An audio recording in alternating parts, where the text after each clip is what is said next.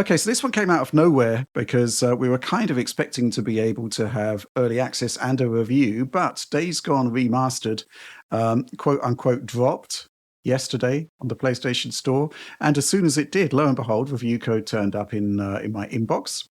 And well, what can I say?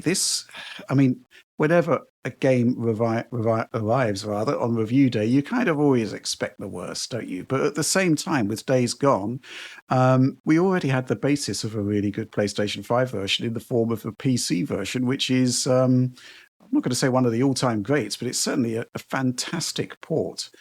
And it looks as though that's the basis for what's happening here. There's an assist from Climax Studios in there as well.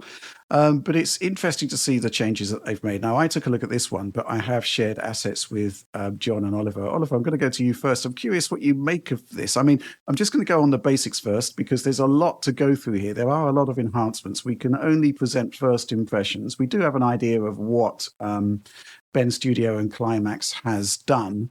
And but yeah, this is basically a straight comparison here of the Pro Enhanced mode, which is operating at 1584p, upscaled with PSSR to 4K, targeting 60 frames per second. And I've compared that against the PS4 version running on the PS5 Pro, but with the Back Compat Plus enhancement, which means that basically the 30 FPS cap was removed. Curious about your first impressions there, though, Oliver. Yeah, I kind of have mixed feelings on some of the relighting that they've done. Yeah. Like in this opening sequence, one of the kind of key highlights, technical highlights they've made here is they've darkened and I suppose made those nighttime scenes more realistic. But I'm not sure how I feel about that because I do like, I suppose, that they do seem like more realistic, like you get that proper fade off into pure darkness basically in nighttime scenes, instead of like that typical kind of gray cast that we so often see in games with the moon as like a really strong light source. But more realistic is not always better. And in some cases, you know, having that really strong light source and getting that kind of more diffused, very unrealistic looking nighttime sky actually serves a storytelling purpose. And I think arguably it served a storytelling purpose maybe in this original cutscene. And it serves a gameplay purpose, obviously, in games like this. Now, I think this darker sky extends to gameplay, and that's a curious choice as well, because, again, I'll have to see how this plays, but in Days Gone, it wasn't really a game built around like the scarcity of light or a horror type game. It was very much an action game where at night you had full visibility on all your zombie foes and you could take them out fairly easily. So I think it'll be interesting to see how that plays, and it'll be interesting to see if that's ultimately a good thing for the gameplay and ultimately a good thing for the storytelling. Elsewhere, you know, the new version has a bit of a blue cast in some of these sequences. I kind of prefer that earthier tone. I must say, again, I'm not sure which one is necessarily more realistic, or, you know, they talk about having an improved atmospheric model here. Again, I kind of just tend to have a certain preference here, and I would have a preference for that earthier tone in that original title. But yeah, they apparently have made improvements. They've added the SSGI, the screen space indirect lighting from the PC version. They've improved the sky model. They've improved a number of things here. But overall, I'm not necessarily seeing a huge upgrade, although that's par for the course with these Sony efforts. At least here, they have gone to some effort to improve the lighting as they see fit, whereas like the other Sony remasters that we've seen have basically just been like resolution bumps and frame rate bumps and things like that. Yeah, it does seem to be that they've put a lot of effort into this one, which I guess is an extension of some of the work done with the PC version. They're saying that the PC version, well, actually, the highest settings from PC have been deployed for PS5 Pro here. There's no checkerboard rendering anymore. There are three modes for the Pro, performance, quality, and this Pro Enhanced version using PSSR. If you're wondering what the difference is between performance and enhanced, then basically the performance mode's basically 1800p, so you get a resolution drop with PSSR, but you are getting PSSR. So yeah, I mean, there's a lot of work that we need to do on this, but I just wanted to present some early impressions here. But yeah, I mean, the coloring difference may well be down to the new sky model. which they're saying is brand new. They're saying here, this is a direct quote, the old system processed sky scattering calculations in the RGB color space, whereas the new system uses a 16-band spectral model, producing much more accurate color tones. The model also gets additional simulated effects like ozone absorption. I mean, this is pretty hardcore stuff. But at the same time, it is essentially, if you can think of it as, well, let's consider like the original version as like high settings, if you like. And then this new version is ultra. Now, the key thing is that they did unlock the frame rate on the PS4 version running on PS5. So a lot of the heavy lifting that you'd want from an enhancement has already been done, which is exactly what we saw with games like Tsushima and The Last of Us Part 2. I'm curious what you make of the assets there, John. Oh yeah, it's really interesting to see it. I actually can appreciate what they're going for here. And when you compare, like, this kind of shows where games are versus like a film, right? Because it's real time rendered, you can make fundamental changes to the way the systems work, right? Like they've essentially gone back and relit the game using new technology. So it has a weird effect because it is arguably more accurate, but at the same time, the artists clearly built the original designs and locales with that original lighting model in mind. So it's hard to say whether it's better or not. But I am actually interested in the whole change in the way nighttime works, because there is a horror element to this game, of course. And something I always appreciated in games like Dragon's Dogma is that nighttime was actually dark. The original Days Gone, that's not really the case. It has that typical kind of like almost bluish, grayed out look to it at nighttime, where it doesn't really feel like it's really dark in the forest. It seems like this one has changed that quite a bit, which I'll be curious to see how that plays out. I haven't had time to jump in myself, just based on the footage I'm seeing here, though, from you. It seems very promising, especially with HDR. Actually, is HDR supported? Yeah, HDR is supported. Oh, that's good. Okay, so yeah, combine that with HDR, it could end up looking really great. They also, they've improved things like shadow map resolution is much higher as well. And yeah, it's like an interesting take on it. I'm actually happy to see different visuals rather than just like the same but higher res this time.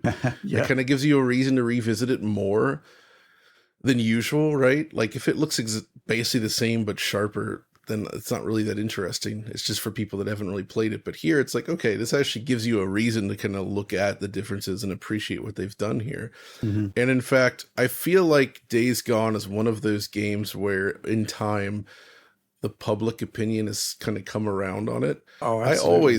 I always liked this game. I liked it from the beginning, and I was confused by some of the negative results when it came out. I was like, what? Wait, what? Because, obviously, as you know, Rich, when we're dealing with embargo stuff, you're going in blind. Like occasionally you might talk to a fellow reviewer, but usually you don't really know where the public's going to land on this. You just kind of go with your gut. And I was like, wow, this is really good. And then it drops and you're like, oh, a lot of people hated it. I was confused. I think still today, what this does with the open world design is really fascinating. This idea of like the bike essentially makes it so that you have to plan out your journey across the landscape in a way. The idea that you can be driving and basically like, run low on supplies and need to stop and get out and explore like a town and find stuff to keep going. I think that's really cool, and it kind of encourages the player to play a little differently. It's got shades of I would say something like this is something Death Stranding kind of did as well, where it makes the journey a larger part of that experience rather than just the A to B gameplay. So yeah, there was a lot of great stuff in Days Gone that obviously is still here because it's still Days Gone. But if you think about this as a PS4 game, first of all, foliage is always really difficult to do. They did foliage. They didn't just do foliage. They did rich foliage with like a horde of zombies. Yeah, they did. And that horde, bearing in mind they were running on the Jaguar CPU there, is just kind of like, they were doing things that nobody else was doing, really. I think it's just a really impressive game. Rich, I think through the passage of time, looking back, I feel like this game actually does stand alongside titles like Gears 5 as the most impressive Unreal Engine 5 games released, right?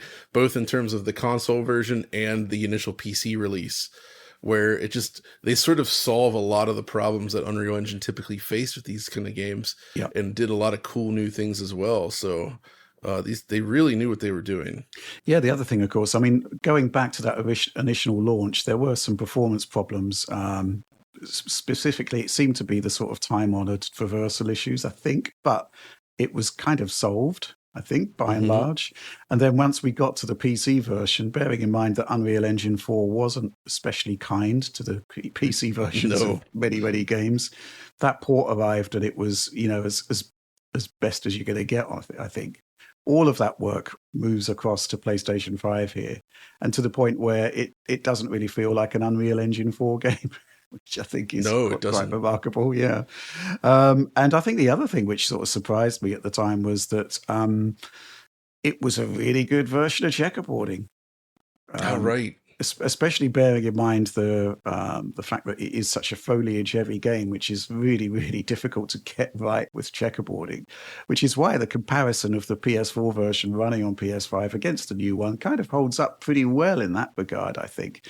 So when it comes to whoever's reviewing it, I mean, I'm looking at the PS5 specs here, base PS5, bearing in mind that existing work, the PS4 version running on PS5, it doesn't go anywhere. It's still there. And the PlayStation 5 version, which they're asking like a $10 upgrade for, 1440p resolution. So that 1440p native versus 2160p checkerboard on the existing version, I think is going to be quite interesting. But then you've got the native 4K version as well, which runs at 30. And looking at the Pro there, that performance mode, as I said, 1800p, but there's also a 2880p, 5K native resolution 30 FPS mode as well, which I think is going to be fun to look at. I did take a quick look at performance because obviously, you want it to run well. I mean, it always did run well, the PS4 version on PS5, unless you went into like these challenge modes, the Horde Assault, which is what I'm using here to stress test.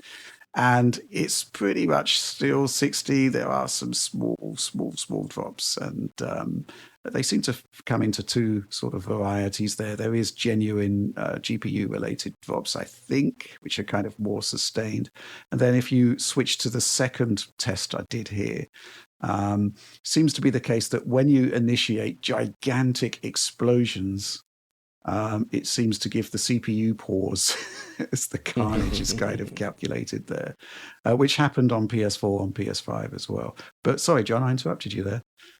Oh, yeah, I was just going to chime in and say that they also are promising a 40 FPS mode in a future patch. I'm surprised it's not there at launch, but I'll be curious to see if they can retain at least something with the quality super sampled mode in that mode, which would be nice. I think what they're aiming for is 1800p on that mode. Really? But that's what performance mode already is. Yeah, so it'd be interesting to see what the changes are. Oh, no, that's the PlayStation 5 version, sorry. That makes sense, right? That makes sense. It's the midway point between 30 and 60. Pro, the balance mode is 4K with PSSR. Right. It's going to be fun. Yeah. Exactly. And that's why I'm curious to see. Oh, is that...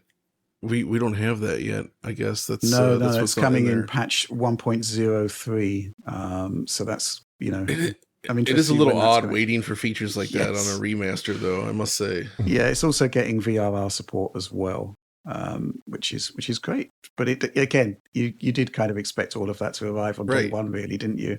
Exactly. VRR support, unlocked frame rates. Like, what kind of music am I hearing on that one? That could be a problem. So hopefully that's not an issue with this title. Right. Okay. Yes, we never heard back from Sony. We did present our findings on that, but the VRR mode is still apparently unfixed. But it does seem to be on a title by title basis, Oliver. So let's spin. I mean, it could be fine. Hopefully, it's fine. Absolutely. But this is just a first look at this because literally the code arrived like lunchtime yesterday.